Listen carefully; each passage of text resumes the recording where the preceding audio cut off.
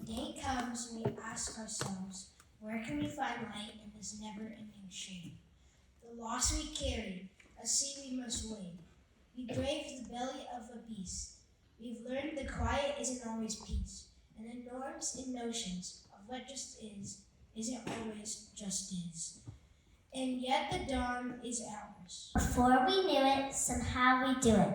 Somehow we weathered and witnessed a nation that isn't broken, but simply unfinished. We the successors of a country and a time where a skinny black girl, descended from slaves and raised by a single mother, can dream of becoming president, only to find herself reciting for one. And yes, we are far from polished, far from pristine. But that doesn't mean that we are striving to form a union that is perfect. We are striving to forge our union with purpose, to compose a country of all committed cultures, colors, characters, and conditions of men. And so we lift our gaze not to what stands between us, but to what stands before us. We close the divide because we know to put our future first. We must first put our differences aside. We lay down our arms so we can reach out our arms to one another. We seek harm to none and harmony for all. Let the globe, if nothing else, say this is true, that even as we grieved, we grew, that even as we hurt, we hoped, that even as we tired, we tried, that we'll forever be tied together victorious. Not because we will never again know defeat, but because we will never again sow division. Scripture tells us to envision that everyone shall sit under their own vine and fig tree, and no one shall make them afraid. If we're to live up to our own time, then victory won't lie in the blade, but in all the bridges we've made. That is a promise to glade the hill we climb. If only we dare, because being American is more than the pride we inherit. It's the past we stepped into, and how we repair it. We've seen a force that would shatter our nation rather than share it, would destroy our country, delaying democracy, and this effort very nearly succeeded. But while democracy can be periodically delayed, it can never be permanently defeated.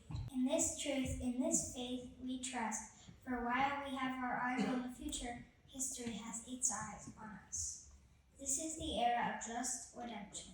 We feared as at its inception. We did not feel prepared to be the heirs of such a terrifying hour.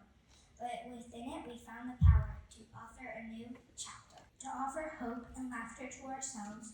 So while we once asked, how could we possibly prevail over catastrophe? Now we assert, how could catastrophe possibly prevail over us? We will not march back to what was, but move to what shall be. A country that is bruised but whole, beheaded but bold, fierce and free.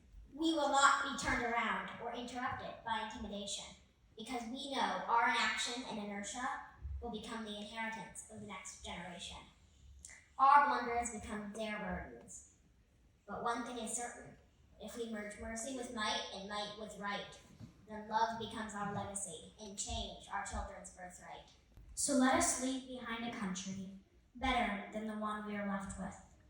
Every breath from my bronze-pounded chest, we will raise this wounded world into a wondrous one. We will rise from the gold-limbed hills in the west. We will rise from the wind-swept northeast, where our forefathers first realized revolution. We will rise from the lake-rimmed cities of the Midwestern states.